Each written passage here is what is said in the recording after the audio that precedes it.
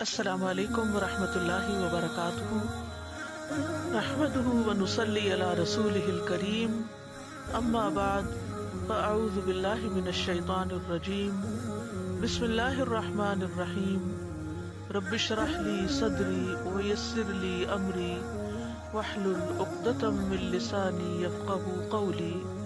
وما اصابکم من مصیبت فبما کسبت ایدیکم، تمہیں جو بھی کوئی مصیبت آئی وہ تمہارے اپنے ہاتھوں کی کمائی سے آئی، یعنی اس کے پیچھے انسان کا اپنا بھی کچھ نہ کچھ قصور ہوتا ہے۔ اس لیے بہت ضروری ہے کہ انسان ایک طرف اپنے گناہوں سے بچنے کی کوشش کرے، ان کاموں سے بچنے کی کوشش کرے جو اللہ سبحانہ تعالیٰ کو پسند نہیں، اور دوسری طرف وہ چیزیں بھی اختیار کرے کہ جس سے انسان مشکلات سے نکل سکے۔ یہ دعا اس وقت جو میں آپ کے سامنے پڑھوں گی، یہ ہم میں سے ہر ایک کو دن میں کم از کم ایک بار ضرور پڑھنی چاہیے۔ صبح شام ہو جائے تو بہت اچھا، لیکن اگر آپ اپنے فجر کی نماز کے ساتھ اس کو باندھ لیں تو سارے دن آپ اللہ تعالیٰ کی پناہ میں رہیں۔ اور وہ دعا ہے، اللہم انی اعوذ بک من الہم والحزن والعجز والکسل والجبن والبخل وغلبۃ الدین وقہر الرجال۔ اور یہ پوری 8 چیزیں ہو گئی کہ اے اللہ تو مجھے پناہ دے، میری مدد کر، مجھے بچا کس سے؟ من الہم، ہم کہتے ہیں فکر میں مبتلا ہونے۔ اللہ مجھے فکر میں پڑنے سے بچا۔ مختلف چیزوں کی ہم فکر کرتے رہتے ہیں۔ حزن غم کو کہتے ہیں، اللہ مجھے غم میں جکڑے جانے سے بچا، ایسی سچویشن اور ایسی چیزوں اور ایسے کاموں سے بچا کہ جس کی وجہ سے میں کسی غم اور سیڈنس کا شکار ہوں۔ پھر ہے والعجز، عجز کا معنی ہوتا ہے کم ہمتی، بیکاری، محرومی، انسان کا ڈپرائیو ہونا مختلف نعمتوں سے۔ پھر ہے کسل، کسل کا مطلب ہوتا ہے سستی اور غفلت۔ پھر ہے جبن، اور جبن کا معنی ہوتا ہے بزدل ہونا، خوف، دل کی کمزوری، ہمت کا نہ ہونا، جلد گھبرا جانا۔ پھر ہے بخل، کنجوسی، ہرس، لالچ، مال کے بارے میں دل کی تنگی۔ پھر ہے غلبۃ الدین، قرض کا غلبہ، ڈیٹس کے بوجھ تلے انسان دب جائے، ایسا پھنس جائے کہ اس سے نکلنے کی کوئی صورت نظر نہ آئے، ایک بھنور میں انسان پڑ جائے۔ اور پھر قہر الرجال، لوگوں کے قہر، غضب، ظلم اور غلبے سے بچانا، کہ لوگ ہمیں کنٹرول کریں، لوگ ہم پر چڑھائی کریں۔ تو یہ 8 مصیبتیں ایسی ہیں، 8 تکلیفیں ایسی ہیں کہ اگر انسان ان سے بچ جائے تو بہت پرسکون زندگی بسر کر سکتا ہے دنیا میں بھی۔ اور اگر انسان کا دل پرسکون ہے اور انسان کو ایک امن کی نعمت ملی ہوئی ہے تو انسان بہت پروڈکٹیو ہو سکتا ہے، بہت کچھ دنیا میں کر سکتا ہے، کیونکہ اللہ تعالیٰ نے ہمیں یہاں کچھ کرنے کے لیے بھیجا ہے، عمل کے لیے بھیجا ہے۔ کل قیامت کے دن ہمارے پاس اور کچھ بھی نہیں ہوگا، ہمارے اپنے ہی اعمال ہوں گے، بہن بھائی ہوں گے، رشتہ دار ہوں گے، مگر سب کو اپنی اپنی پڑی ہوگی، ہمارے ساتھ کوئی نہیں ہوگا۔ ہمارے ساتھ صرف ہمارا وہ اچھا عمل ہوگا جو ہم دنیا سے کما کے لے جائیں گے، اور وہ اچھا عمل 2 چیزوں سے بنتا ہے، ایک اللہ کی عبادت سے اور دوسرے بندوں کی خدمت سے۔ یہ دونوں چیزیں اگر نیک نیتی کے ساتھ کی جائیں تو انسان کے نامہ اعمال میں جمع ہوتی رہتی ہیں، اور یہی اپنے ہاتھوں کی کمائی ہے جو کل قیامت کے دن کام آنے والی۔ وہاں اگر ہم کسی سے بھی کچھ مانگیں گے، اگر ہمارے پاس نہیں، کوئی بھی دینے کو تیار نہیں ہوگا۔ آج دنیا میں تو یہ ہوتا ہے کہ انسان کے پاس اگر کسی چیز کی کمی ہو گئی تو بہن بھائی ایک دم آگے آ جاتے ہیں، دوست آگے آ جاتے ہیں، کوئی اور ہم پر رحم کر لیتا ہے اور ہماری اس مشکل میں ہماری مدد کر دیتا ہے۔ لیکن قیامت کا دن ایسا دن ہے کہ جس دن کوئی بھی کسی کا نہیں ہوگا، کوئی کسی کے کام نہیں آئے گا، کوئی کسی کو فائدہ نہیں پہنچائے گا۔ اس وقت انسان کے پاس وہی ہوگا جو اس نے خود کیا ہوگا۔ تو رسول اللہ صلی اللہ علیہ وسلم کثرت کے ساتھ یہ دعا مانگا کرتے تھے، اللہم انی اعوذ بک من الہم والحزن والعجز والکسل والجبن والبخل وغلبۃ الدین وقہر الرجال۔ ہم سب جانتے ہیں کہ اللہ کے رسول صلی اللہ علیہ وسلم گناہوں سے پاک تھے، معصوم تھے، محفوظ تھے، اور ان کا تو شیطان بھی مسلمان تھا، وہ بھی ان کو برگلا نہیں سکتا تھا۔ لیکن آپ صلی اللہ علیہ وسلم اس کے باوجود اپنے لیے کثرت سے دعائیں مانگتے تھے، کچھ عرصہ پہلے میں نے نبی صلی اللہ علیہ وسلم کی دعاؤں کو اکٹھا کرنا شروع کیا. قرآنی اور مصنون دعائیں ہم نے اکٹھی کی. پھر ایاک نستعین ایک کتاب ہے، اس میں مختلف چیزوں سے بچنے کی دعائیں، پھر استغفار، اللہ سے معافی مانگنے کی دعائیں، پھر اللہ کا شکر ادا کرنے کی دعائیں. میں نے دیکھا کہ نبی صلی اللہ علیہ وسلم کی اتنی زیادہ دعائیں ہیں کہ مجھے بہت حیرت ہوئی کہ وہ تو اللہ کے نبی تھے، اللہ کے محبوب تھے، لیکن اس قدر ان کے اندر بندگی اور اتنی عاجزی کہ ہر وقت اللہ سے مانگ رہے ہیں، چھوٹی سے چھوٹی چیز بھی اور بڑی سے بڑی چیز بھی. اور مختلف طرح کے شر سے اللہ تعالیٰ کی پناہ لیتے ہیں کہ اللہ تعالیٰ مجھے ان ساری چیزوں کے شر سے بچا. حالانکہ اللہ کی خاص تائید اور مدد آپ کو حاصل تھی، اس کے باوجود آپ اپنے لیے دعائیں کرتے تھے. تو ہم تو عام انسان ہیں اور ہمارے ساتھ تو شیطان بھی ہے اور اپنا نفس بھی ہے اور ماحول بھی، تو اپنے لیے اس دعا کو ہمیں کثرت سے مانگنا چاہیے. ایک دفعہ رسول اللہ صلی اللہ علیہ وسلم مسجد میں گئے تو آپ کے ایک صحابی تھے جن کا نام تھا ابو امامہ. وہ مسجد میں بیٹھے ہوئے تھے. تو آپ نے پوچھا کہ یہ نماز کا وقت تو نہیں، تو پھر تم مسجد میں کیوں بیٹھے ہو؟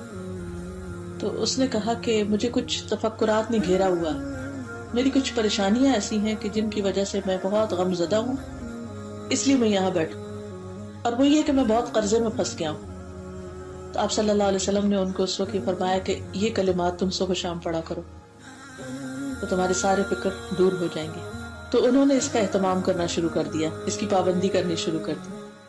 تو ان کے سارے فکر بھی دور ہو گئے، ان کا سارا قرضہ بھی اترا، اور پھر یہ دعا ہم سب کے لیے محفوظ بھی ہو گئی.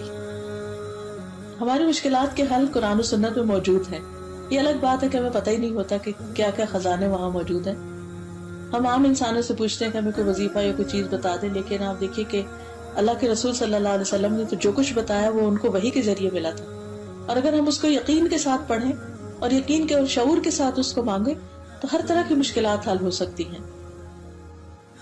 تو آئیے ہم اس کو تھوڑا سا مزید ذرا سا ڈیٹیل کے ساتھ دیکھتے ہیں کہ کن کن چیزوں سے بچنے کی دعا کی گئی ہے. اللہم انی اعوذ بک من الہم والحزن والعجز والکسل والبخل والجبن ودلع الدین وغلبۃ الرجال، یا غلبۃ الدین وقہر الرجال، دونوں طرح کے الفاظ آتے ہیں. تو سب سے پہلی چیز جس سے بچنے کے لیے کہا گیا وہ ہے الہم. ہم کا مطلب ہوتا ہے تفکرات، فکر پاکا، اس کا کیا ہوگا، اس کا کیا ہوگا، وہ کام نہیں ہوا، یہ مسئلہ رہتا ہے. بعض اوقات ہم لوگوں کی بس عادت ہو جاتی ہے کوئی نہ کوئی فکر لگائے رکھنا اپنے آپ کو، ایک ختم ہوتی ہے تو دوسری ختم ہوتی ہے تیسری. اصل میں شیطان ہمارا دشمن ہے، وہ کبھی ہمیں خوش دیکھ ہی نہیں سکتا. آدم علیہ السلام سے جیلس ہوا تھا نا کہ ان کو اتنا زبردست، اتنا اونچا لمبا قد ملا ہے، اتنا حسن ملا ہے، جنت کا لباس ملا ہے، اور ان کو علم ملا ہے، یعنی ہر طرح کی نعمت آدم علیہ السلام کے پاس تھی. اور پھر سب سے بڑی بات ہے کہ فرشتوں سے کہا گیا کہ ان کے آگے سجدہ کرو. شیطان کو بھی، یعنی ابلیس کو بھی ساتھ کہا گیا. تو وہ بہت جیلس ہو گیا کہ ان کے آگے میں کیسے جھکوں، میں تو خود آگ سے بنا ہوں، اور آگ میں تو بڑی طاقت ہوتی ہے اور آگ بہتر ہے، اور آدم تو مٹی سے بنے. یعنی انہیں کوئی خوبی ان کی نظر نہیں آ رہی تھی کہ ان کا اتنا اونچا لمبا قد اور ان کا حسن اور جمال اور ان کا لباس اور ان کے پاس سب چیزوں کا علم، کیونکہ قرآن کہتا ہے نا علم آدم الاسماء کلھا، وہ علم جو فرشتوں کے پاس بھی نہیں تھا، ابلیس کے پاس بھی نہیں تھا. اب آپ ذرا امیجن کریے کسی ایسے شخص کو کہ جس کے پاس خوبصورتی بھی ہو اور جس کے پاس ہر طرح کی نعمتیں بھی ہوں، اور اس کے ساتھ ساتھ یہ کہ اس کے پاس علم بھی ہو، ہائیلی کوالیفائڈ بھی ہو، تو کون اس سے جیلس نہیں ہوگا؟ عام طور پر جس کے پاس یہ سارا کچھ اکٹھا ہو جائے اس کے تو بہت دشمن ہو جاتے ہیں خواہ مخواہ میں بھی. تو ابلیس کو آدم علیہ السلام سے حسد ہوا، وہ ان کو دیکھ نہیں سکا کہ اتنی زیادہ اس مٹی کے پتلے کو عزت مل گئی ہے. تو اسی طرح انسان کی زندگی میں بعض مرحلے ایسے ہوتے ہیں کہ جب انسان محنت کرتے کرتے اللہ کی توفیق سے آگے بڑھتے بڑھتے کسی مقام پر پہنچتا ہے تو خوشیاں دیکھنا نصیب نہیں ہوتی. خوشیاں ہوتی ہیں، نعمتیں ہوتی ہیں، ہمارا دل فکروں سے آزاد نہیں ہوتا، ہم نعمتوں کو انجوائے نہیں کر سکتے. تو ان کو کیوں نہیں انجوائے کر سکتے کہ شیطان ہمارے دل میں وسوسے ڈالے چلے جاتا ہے، کہیں یہ نہ چھن جائے، وہ نہ ہو جائے، وہ کسی کا ہم سن لیتے ہیں، اس کے اوپر کوئی مشکل آ گئی تو ہمیں یوں لگتا ہے جیسے وہ ہم پہ بھی آگے رہے گی یا کچھ ہوگا. تو خواہ مخواہ کی کچھ نہ کچھ فکریں، کچھ فوبیاز، کچھ ذہنی پریشانیاں انسان کو لگ جاتی ہیں. تو ایسی پریشانیاں، ایسی فکریں اور خاص طور پر فضول قسم کی پریشانیاں جن کا کوئی وجود ہی نہیں ہے، جن کی کوئی حقیقت ہی نہیں ہے، ان سے بچنے کے لیے یہ دعا بہت فائدہ مند ہے. اللہم انی اعوذ بک من الہم. دوسری چیز جس سے بچنے کے لیے دعا مانگی جا رہی ہے وہ ہے حزن. حزن کہتے ہیں غم کو جو پاسٹ کے واقعات پر ہوتا ہے. اگر ہم کبھی بھی رو رہے ہوں تو سوچیں گے ہم کس بات پہ رو رہے ہیں، تو کوئی نہ کوئی چیز ہوگی جو پیچھے گزر چکی ہوگی. کچھ چیزیں تو قریب نیئر پاسٹ میں گزری ہوتی ہیں اور کچھ وہ بچپن کی ہوتی ہیں اور کوئی شادی کے وقت کی ہوتی ہیں اور کوئی ان کو یعنی یاد کر کے رونا شروع کر دیتے ہیں ہم کبھی کہ یہ کیوں ہوا، فلاں نے مجھے یہ کیوں کہہ دیا، فلاں نے میرے ساتھ ایسا سلوک کیوں کیا، وغیرہ وغیرہ. تو یہ جو حزن ہے کہ ماضی کو انسان نہیں بھول سکتا، اس سے بھی انسان کی فیوچر کے لیے کام کرنے کی جو صلاحیت ہوتی ہے وہ کم ہو جاتی ہے، وہ ختم ہو جاتی ہے. اور یہ حزن بھی انسان کا بہت بڑا دشمن ہے. تو اس لیے انسان کو اس غم سے بچنے کے لیے کوشش بھی کرنی چاہیے اور دعا بھی کرنی چاہیے. حدیث میں آتا ہے کوئی بندہ ایمان کی حقیقت کو اس وقت تک نہیں پا سکتا جب تک اسے یہ یقین نہ ہو جائے کہ جو کچھ اسے پہنچتا ہے وہ اس سے رہ نہیں سکتا تھا اور جو اس سے رہ گیا وہ اسے پہنچ نہیں سکتا تھا. یعنی جب یہ بات انسان کو سمجھ آ جائے گی تو انسان کو ایمان کی حقیقت سمجھ آ جائے گی. کیا مطلب ہے اس کا؟ کہ جو میرے ساتھ ہوا یہ ہونا ہی تھا، یہ میری تقدیر میں تھا، اس لیے ہو گیا. اور کبھی غم اس بات کا ہوتا ہے کہ فلاں چیز مجھے ملنے والی تھی وہ کیوں نہیں ملی.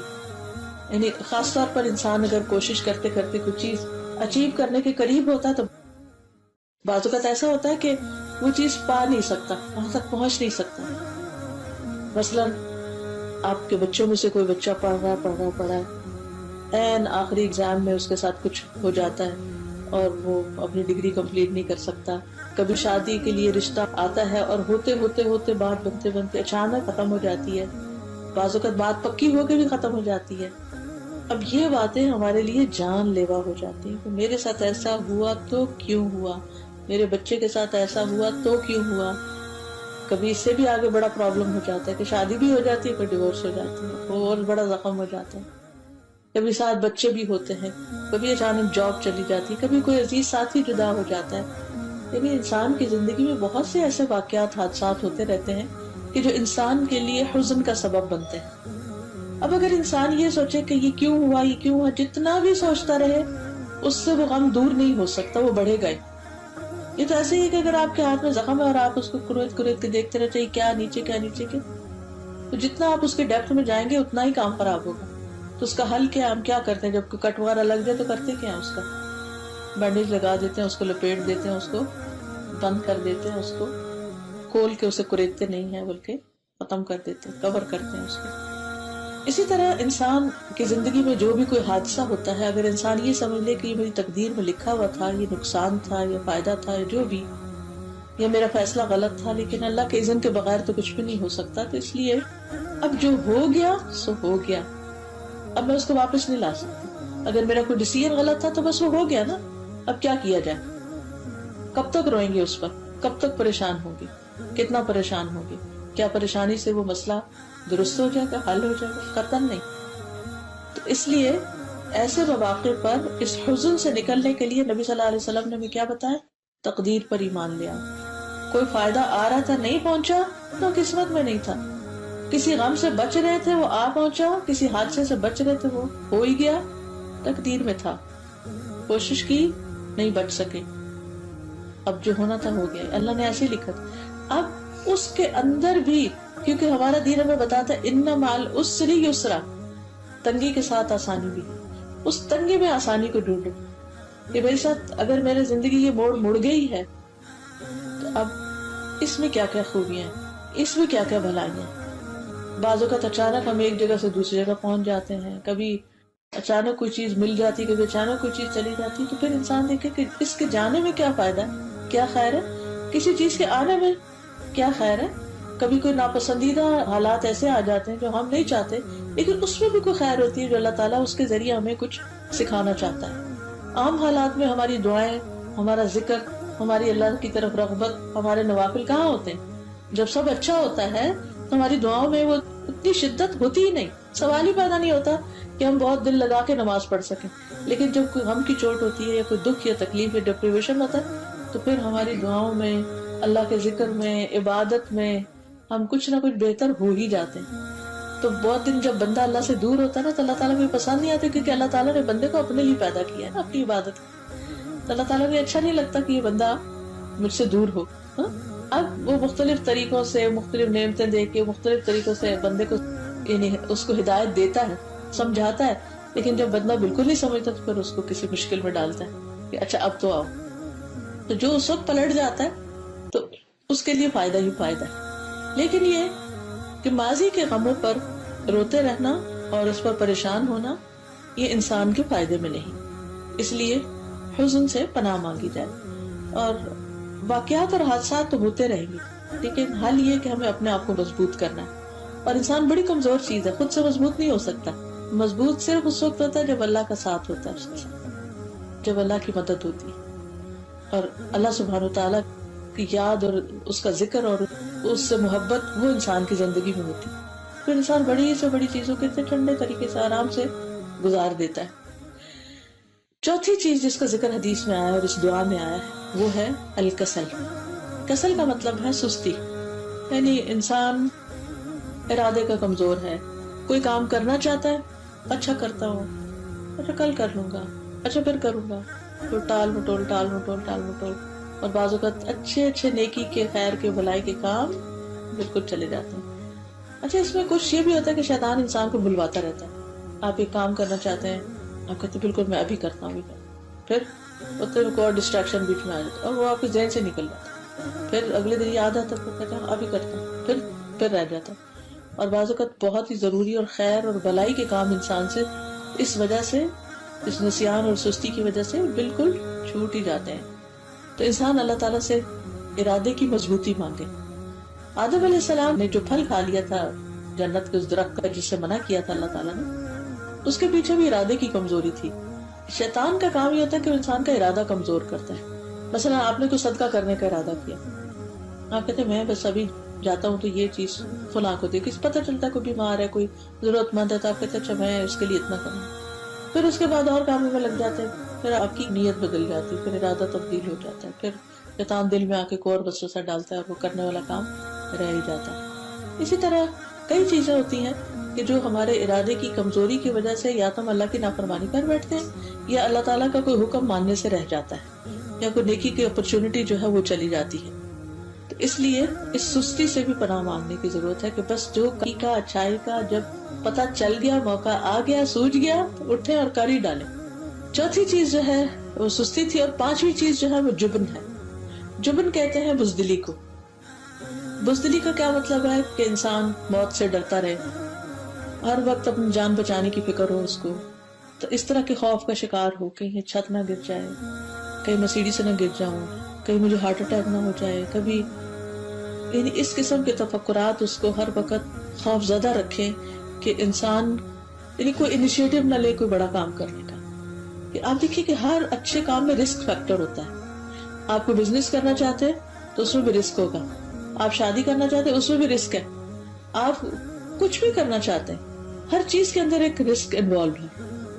اب جو بہادر لوگ ہوتے ہیں نا وہ جانتے تو ہیں کہ رسک ہے، لیکن وہ اپنے اندر ہمت پاتے ہیں کہ ہم اس رسک کے اوپر قابو پا لیں گے، ہم کنٹرول کر لیں گے. سو بٹ کیا ہوا، اونچا اڑا ہی نہیں جا سکتا جب تک کہ انسان اس رسک کے خوف پر قابو نہ پائے. اور یہ بھی اللہ کی مدد سے ہو سکتا ہے کہ انسان اس پہ قابو پا لے. تو جب انسان کو ہر وقت اس بات کی فکر ہوتی ہے کہ پتہ نہیں یہاں سے یہ نہ ہو جائے وہ نہ ہو جائے، اور پھر طرح طرح کے توہمات، سپرسٹیشن، جیسے آج کل سفر کا مہینہ تھا، آپ دیکھیں لوگوں نے طرح طرح کی توہمات گڑی ہوئی ہیں کھانے پینے کے معاملے میں، پہننے کے معاملے میں اور اس قسم کی چیزیں. حالانکہ ہمارے دین میں اس کا کوئی کانسیپٹ ہی نہیں ہے. ہمارا دین ہم کو بہادر بناتا ہے. خالد بن ولید جو تھے انہوں نے بے پناہ جنگوں میں حصہ لیا، ان کے جسم کا کوئی حصہ ایسا نہیں تھا جس پر کوئی نہ کوئی زخم کا نشان نہ ہو، لیکن بستر پر موت آئی تو مرنے سے پہلے کہنے لگے کہ بزدلوں کو میری طرف سے پیغام دے دو کہ موت میدان جنگ میں نہیں آتی. یعنی موت سے اگر تم ڈرتے ہو اور اس وجہ سے آگے نہیں بڑھتے تو ضروری نہیں کہ کوئی کسی ایسی جگہ پر ہوگا تو اس کو لازمی موت آ جائے گی. بعض لوگ ہجوم سے گھبراتے ہیں اسی لیے حج نہیں کر پاتے. بعض لوگ جہاز پہ بیٹھنے سے گھبراتے ہیں, ڈرتے ہیں. کوئی لفٹ پہ چڑھنے سے ڈرتا ہے, کوئی فوبیاز ہوتے ہیں نا طرح طرح کے. کوئی تو کاکروچ سے بھی ڈرتا ہے اور چھپکلی سے, اس طرح کی چیزوں سے. تو ان چھوٹی چھوٹی چیزیں یہ ساری چیزوں کو بزدل بنا دیتی ہیں. تو اس سے بھی پناہ مانگنی چاہیے کیونکہ پھر انسان آگے نہیں بڑھ سکتا, کرنے کا کام اس کا رہ جاتا ہے. کچھ لوگ رات کو اٹھ کے نماز پڑھنا چاہتے ہیں تہجد کی, لیکن وہ اکیلے کھڑے ہونے سے اور اندھیرے سے ڈرتے کہ پتہ نہیں کیا ہو جائے گا. کیونکہ ظاہر ہے جس کمرے میں ہسبینڈ ہے یا اور بچے وغیرہ سو رہے ہیں وہاں تو اپنا لائٹ آن کر سکتے ہیں, نہ آپ وہاں کھڑے ہو کے پڑھ سکتے ہیں کیونکہ ہو سکتا ہے بیچ میں آپ کھانسنے لگ جائیں یا کچھ ہو جائے تو اس کی وجہ سے دوسرے ڈسٹرب ہو جائیں. ابھی ساتھ کے کمرے میں چلے جاؤ, باہر نکلو, لابی میں نکل جانے نہیں ڈر لگتا. تو اس وجہ سے آپ دیکھیں کتنے آپ ایک نیکی کے کام سے محروم ہو رہے ہیں. محض آپ جاگ بھی رہے ہیں, آپ میں ہمت توفیق سب کچھ ہے, لیکن محض یہ ڈر آپ کو کچھ کرنے دے رہا, حالانکہ کچھ بھی نہیں ہوا. تو ان چیزوں پر انہونی اور انجانی قسم کی چیزوں کے خوف سے بھی بچنے کے لیے یہ دعا کرنا ضروری ہے کہ اللہ تعالیٰ مجھے بزدلی سے بچا. پھر اسی طرح چھٹی چیز جو ہے وہ بخل ہے, مال کے بارے میں کنجوسی کرنا, اپنے مال سے خود فائدہ نہ اٹھانا. یعنی اللہ نے دیا ہوا بہت کچھ ہے لیکن اس کو استعمال نہ کرنا, اسے کام میں نہ لانا, نہ اپنی ذات پہ لانا, نہ کسی کو دینا. یا وہ بینک میں رکھا ہوا ہے یا وہ کسی گولڈ کی شکل میں کہیں رکھا ہوا ہے یا کہیں کہ نہیں یہ بچوں کے کام آئے گا, فلاں کے کام آئے گا, ایسا کریں گے ویسا کریں گے, اور جو نعمت ہے اس کو انجوائے نہ کرنا. پھر اسی طرح یعنی بجائے اس کے کہ مال سے ہمیں آسانی ملے, ہم مال کی وجہ سے اور مشقت میں پڑ جائیں, تو اس سے مشکل چیز کیا ہو سکتی ہے. اور پھر بعض اوقات تو وہ بخل اتنا زیادہ ہو جاتا ہے, اتنے سٹنجی ہو جاتے ہیں لوگ کہ اللہ کا حق بھی نہیں دیتے, بندوں کا حق بھی نہیں دیتے, نہ زکوٰۃ ادا کرتے ہیں, نہ صدقات خیرات, نہ رشتہ داروں کی کیئر, نہ مساکین اور جو ضرورت مند ہیں ان کی کیئر. تو اس سے بھی کہ اللہ تعالیٰ ہمارے دلوں میں غصت پیدا کر, اور مال کی محبت تو ہر ایک کے دل میں کسی نہ کسی درجے میں ہوتی ہے, لیکن ایسی محبت کی جو خرچی نہ کرنے دے, نہ اپنی ذات پر نہ کسی اور پر, تو یہ نقصان دہ ہے. تو یہ بھی اللہ ہی کے فضل سے جا سکتی ہے. پھر غلبۃ الدین, قرضے کا غلبہ, قرضے کا بری طرح مسلط ہو جانا. بعض اوقات لوگوں کو فضول قرض لینے کی بھی عادت پڑ جاتی ہے, ہر چھوٹی بڑی چیز کے لیے قرض لے لیتے اور پھر اس کو ادا کرنے کی فکر نہیں کرتے, نہ اس کے لیے محنت کرتے ہیں. اب اس کا نتیجہ کیا ہوتا ہے کہ جب انسان بہت زیادہ قرض کے نیچے دب جاتا ہے تو انسان آرام کی نیند سو ہی نہیں سکتا. اس کو پھر ہر وقت کی پریشانی لگی رہتی ہے کہ مجھے ادا کرنا ہے, اگر میں نے ادا نہیں کیا تو کیا ہوگا. اور کئی دفعہ آپ دیکھیں کہ جو خاص طور پہ کریڈٹ کارڈ سے لے کے لوگ ادھر کا ادھر سے ادھر خرچ کرتے رہتے ہیں. اور پھر پاکستان میں ایک خاتون کو جانتی ہوں کہ وہ سوئسائڈ کرنے کے اوپر سوچ رہی تھی کہ صرف اسی وجہ سے کہ کارڈ سے اس نے اوور سپینڈنگ کر لی اور پھر کوئی طریقہ نہیں تھا کہ پے آف کرنے کا. اور آپ کو پھر پتا ہے کانسیکوینسز سب جانتے ہیں کہ کیا ہو سکتا ہے. اور اگر انسانوں سے لیا ہوا ہو تو انسان کسی کو شکل دکھانے کے قابل نہیں رہتا, اور چاہے وہ رشتہ دار ہوں یا دوست ہوں, اس میں انسان کی بہت بڑی ذلت ہو جاتی. پھر آخری چیز جو ہے وہ غلبۃ الرجال, یہ قہر الرجال, لوگوں کے ہاتھوں ذلیل, رسوا, مغلوب اور مقہور ہونا. اس میں آپ دیکھیے کہ بعض لوگوں کی عادت ہوتی ہے وہ دوسروں کو کچھ نہ کچھ سناتے رہتے ہیں, کبھی طنز کرتے رہتے ہیں, کبھی ان کو احساس دلاتے رہتے ہیں آپ یہاں سے غلط ہیں, آپ کا یہ کام ٹھیک نہیں, آپ کا وہ کام ٹھیک نہیں. آپ ہر وقت ہرٹ ہوتے رہتے ہیں, خصوصاً اگر آپ کے بہن بھائیوں کے یا آپ کے رشتہ داروں میں یا آپ کے قریبی لوگوں میں یا ایون آپ کے گھر میں ہی کوئی ایسا شخص ہے کہ جو آپ کو ہر وقت کچھ نہ کچھ سناتا ہی رہتا ہے, تو اس سے بھی زندگی بہت عذاب بن جاتی ہے. افسوس کے ساتھ کہنا پڑتا ہے کہ ہمارے کلچر کے اندر جو ایک ساس کا رول ہے یا کچھ ایسے رشتے ہیں کہ جن کے اندر یہ چیز پائی جاتی ہے. تو بات میں یہ کہہ رہی تھی کہ بعض اوقات گھروں کے اندر کچھ ایسے رشتے بھی ہوتے ہیں, کچھ ایسے لوگ بھی ہوتے ہیں یا کچھ بزرگ ہوتے ہیں, ان کی عادت ایسے ہوتی ہے کہ وہ ہر چیز کو کنٹرول کرنا چاہتے ہیں, ہر چیز میں انٹرفیئرنس کرتے ہیں, کیا آ رہا ہے, کیا جا رہا ہے, کیا خریدا گیا ہے, کیا کھایا جا رہا ہے, کیا پکایا جا رہا ہے, اور پھر اس میں تنقید. اچھا, اس میں ایسی صورتحال میں پھر بعض اوقات انسان بہت یعنی بعض بچیاں جیسے بہت ان کی زندگی مشکل ہو جاتی ہے, بند ہو جاتی ہیں. گھر ہی سکون کی جگہ ہوتا ہے, اور اگر گھر کے اندر ہی اس قسم کی بدمزگی ہو تو انسان کے لیے بہت پریشانی کی بات ہو جاتی ہے. تو اس میں آپ دیکھیے کہ انسان جتنی بھی کوشش کر لے دوسروں کی عادتیں نہیں بدلتی، انسان کو خود بدلنا پڑتا ہے. بعض مردوں کی عادت ہوتی ہے کہ چھوٹی چھوٹی بات پر اپنی بیوی پہ تنقید شروع کر دیتے ہیں، کبھی ان کے لباس پہ، کبھی ان کے پکانے پہ، کبھی اور خصوصاً اگر کوئی اور بھڑکانے والا موجود ہو تو اس زندگی اور بھی حرام ہو جاتی ہے. ایسے میں انسان پھر کرے کیا، کہاں بھاگ کر جائے؟ دنیا ایسے لوگوں سے خالی نہیں بھری ہوئی ہے. انسان اس سے بھی اوفینڈ ہو رہا ہے، اس سے بھی، اس کی نظروں میں کچھ ہے، اس کے زبان پہ کچھ ہے، اس کے رویے میں کچھ ہے، اس کے یہ ہم نہیں کنٹرول کر سکتے. ہم کسی ایسی نگاہ کو کنٹرول نہیں کر سکتے، ہم کسی کے زبان کو کنٹرول نہیں کر سکتے، ہم کسی کے رویے کو کنٹرول نہیں کر سکتے. ہمیں لوگوں کو ایز اٹ از ہی لینا پڑے گا، یہ ایسے ہیں، بچاؤ میں نے کرنا ہے، میں نے بدلنا ہے، میں نے ان کی باتوں کو بہت امپورٹنس نہیں دینی. تو اپنے آپ کو یعنی کہ ہرٹ مینجمنٹ کرنا سیکھیں. ٹھیک ہے انسان کو تکلیف تو بہت ہوتی ہے اور بعض اوقات انسان آپے سے باہر بھی ہو جاتا ہے اس تکلیف کی وجہ سے. ٹھیک ہے آپ رو لیں، اکیلے رہیں، کسی کے سامنے نہیں رو، لیکن اللہ سے مدد مانگیں. آپ یقین کریں کہ میں نے جتنے بھی لوگوں کو یہ دعا بتائی ہے اور کچھ اور چیزیں بتائی ہیں، الحمدللہ اس مشکل سے باہر نکل آئے. ریسنٹلی ایک بچی کا معاملہ چل رہا تھا کہ اپنے ہسبینڈ کے ساتھ اکیلی تھی، بیچاری دبئی میں رہتی تھی، کوئی پیرنٹس سسرال میں سے کوئی بھی نہیں تھا، کوئی فیملی ممبر نہیں، کچھ نہیں. ہسبینڈ ہر وقت آنے. وہ کہتی کہ حرام ہے کہ کوئی محبت پیار کی بات یا کوئی بھی دل جوئی کی بات کہتی. میں بہت ینگ ایج میں تھی، میری شادی ہو گئی، اور تو اب بات اس پہ آ رہی تھی کہ بس اب ختم ہی کر دی جائے اس کو. میں نے کہا کہ بچی بھی ہے تمہاری، تم ختم کر کے کدھر جاؤ گی؟ کیا جہاں جاؤ گی وہاں اس سے بہتر صورت ہوگی، کون ایکسپٹ کرے گا؟ اگر اپنے گھر میں تم نہیں مینج کر سکی تو پیرنٹس کے گھر یا کسی اور رشتے دار کے گھر رہ کے تم کیسے مینج کرو گے؟ اس حالت میں دوسری شادی کا بھی کتنے چانسز ہیں. تو ان ساری مشکلات کو بھی دیکھو اور اس کو بھی دیکھو. دیکھو میں تمہارے لیے صرف ایک ہی چیز جانتی ہوں اور وہ ہے اللہ سے مدد مانگنا، اللہ کو پکارنا، اللہ کا ذکر. یہ دعا پڑھو، حسبی اللہ لا الہ الا هو علیہ توکلت وہو رب العرش العظیم پڑھو، اور اس کے ساتھ لا الہ الا انت سبحانک انی کنت من الظالمین. کہ اللہ اگر میرے گناہوں کی وجہ سے تو نے مجھے اس مشکل میں ڈالا ہے تو میں اپنے ان گناہوں کا اعتراف کرتی ہوں، تو مجھے معاف کر دے. کوئی میری سننے والا نہیں، تو میرے لیے کافی ہے. میرے دل کو سکون دے اور مجھے اس غم اور تکلیف اور دکھ اور پریشانی سے نجات دے. کیونکہ ہسبینڈ لیٹ گھر آ رہا ہے، بچہ پیدا ہوا، اس کو نہیں دیکھ رہی، کوئی جیسے کوئی تعلق واسطہ ہی نہیں ہے، جیسے تم کچھ بھی نہیں ہے، اور ہر چیز پہ تنقید. اب آپ دیکھیں کہ ایک بچی جو اپنے ماں باپ کے گھر سب کچھ چھوڑ کے چلی جاتی ہے اور آگے اس کے ساتھ اس طرح کی ٹریٹمنٹ ہو تو بہت تکلیف دہ ہو جاتا ہے.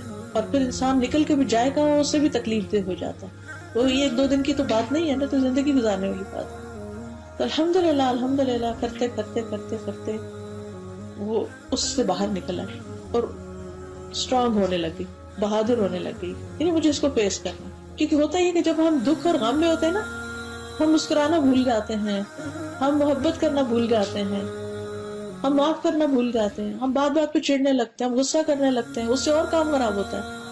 یعنی جو ہمیں تنگ کرا پھر ہمیں بھی اس کو تنگ کر کے مزہ آنے لگتا ہے، پھر وہ ایسی کھچڑی پکتی ہے کہ انسان کے لیے زندگی حرام ہو جاتی ہے. لیکن میں سمجھتی ہوں کہ اللہ سبحانہ تعالیٰ کی ذات پر یقین، توکل، اعتماد کہ اللہ تعالیٰ ہر مسئلے کو حل کر سکتا ہے، اور جو کچھ اس نے اپنے نبی کی زبانی ہمیں چیزیں دی ہیں وہ بہت سچی ہیں اور انہی میں مسائل کا حل ہے. تو میں نے کہا کہ یقین کے ساتھ یہ پڑھنا شروع کرو، پھر آپ دیکھو کہ کیا ہوتا ہے. تو الحمدللہ اسی طرح کچھ اور بھی لوگوں کو کچھ چیزیں میں نے بتائی، اور ہر ایک نے واپس مجھے یہی فیڈ بیک دی کہ ہم پہلے سے بہت بہتر ہیں. کیونکہ اگر ہم ایمان کی وجہ سے، اللہ کے ساتھ تعلق کی وجہ سے مضبوط ہو جائے نا، تو پھر لوگوں کی باتیں کم اثر کرتی ہیں. پھر ہم خود پازیٹیو رہیں تو پھر ہم ان کی نیگیٹیوٹی کو بھی کم کر سکتے ہیں، ہم ان کا نشانہ نہیں بن. یہ جو بات سکھائی جا رہی ہے کہ اللہ مجھے لوگوں کے غلبے سے نجات دے، کہ لوگ مجھے کنٹرول کریں، نہ میری کو اپنی سوچ ہو، نہ میں اپنی مرضی سے کھا سکوں، نہ بیٹھ سکوں، نہ بات کر سکوں، نہ کچھ. تو یہ چیز انسان کے لیے بہت تکلیف دہ ہو جاتی ہے.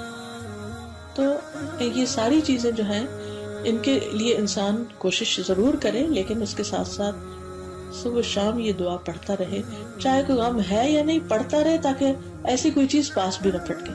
تو اللہ تعالیٰ سے دعا ہے کہ اللہ تعالیٰ ہمیں عمل کرنے والا بنائے اور اپنی حفاظت میں رکھے. وآخر دعوانا ان الحمد للہ رب العالمین. سبحانک اللہم و بحمدک اشہد ان لا الہ الا انت استغفرک و اتوب الیک. تو اب دعا کر لیتے ہیں. سبحان اللہ والحمد للہ ولا الہ الا اللہ واللہ اکبر ولا حول ولا قوة الا باللہ العلی العظیم. اللہم صلی علی محمد وعلی آل محمد كما صليت على إبراهيم وعلى آل إبراهيم إنك حميد مجيد. اللهم بارك على محمد وعلى آل محمد كما باركت على إبراهيم وعلى آل إبراهيم إنك حميد مجيد. ربنا آتنا في الدنيا حسنة وفي الآخرة حسنة وقنا عذاب النار. ربنا لا تزغ قلوبنا بعد إذ هديتنا وهب لنا من لدنك رحمة إنك أنت الوهاب. ربنا هب لنا من أزواجنا وذرياتنا قرة أعين وجعلنا للمتقين إماما. يا حي يا قيوم برحمتك أستغيث. اللهم إني أسألك من الخير كله عاجله وآجله ما علمت منه وما لم أعلم وأعوذ بك من الشر كله عاجله وآجله ما علمت منه وما لم أعلم. رب أعوذ بك من همزات الشياطين وأعوذ بك رب أن يحضرون. اللهم إني أعوذ بك من الهم والحزن والعجز والكسل والجبن والبخل وغلبة الدين وقهر الرجال. لا حول ولا قوة إلا بالله العلي العظيم. لا إله إلا الله وحده لا شريك له له الملك وله الحمد وهو على كل شيء قدير. یا رب العالمین یا ارحم الراحمین، ہم نے جو کچھ پڑھا ہے سنا ہے ہمیں اس پر عمل کی توفیق عطا فرما. اللہ ہم سب کے رنج، ہم، غم، تکلیفیں، بیماریاں، پریشانیاں دور فرما. یا رب العالمین تو اس گھر پر اپنی خیر و برکت نازل فرما، انہیں اس میں رہنا نصیب فرما، کہ بچوں کو کامیابیاں عطا فرما. یا رب العالمین جو بیمار ہیں انہیں صحت عطا فرما. یا اللہ جو دکھی لوگ ہیں ان کے دکھ دور فرما. یا اللہ ہمارے والدین پر اپنی رحمت فرما.